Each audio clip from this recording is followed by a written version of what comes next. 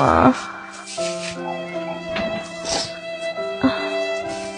না ওষুধ নিয়েছি, শরীরটা বেশি ভালো না।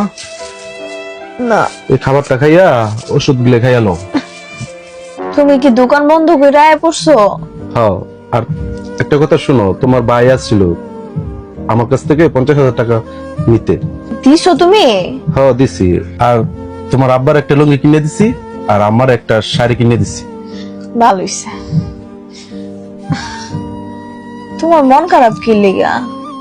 না, তোমার জিজ্ঞেস করে না করে তো সবকিছু করতে পারি না। আমার ভাই অসুস্থ, কয়দিন ধরে 5,000 টাকা খুঁজতেছে। আবার আমার বোনটাও একটা 3 পিস চাইছিল, দিতে পারিনি তো, সেই জন্য। তোমার মন চাইলে তুমি দিবা না, এই নাটক করো কেন আমার সামনে? অভিনয় যত সব। দেখছেন মিজাজটা গরম হয়েছে গা। একটা চর দিতে মুন্ডা চাইছিল, কিন্তু এখন যদি ওরা থাপ্পড় দেই, ওই আমার ঘরে রান্না বান্না করবে না, তারপরে কাপড় গুছাই মুছাইয়া বাপের বাড়ির বিকেস নিয়ে চলে যাইব।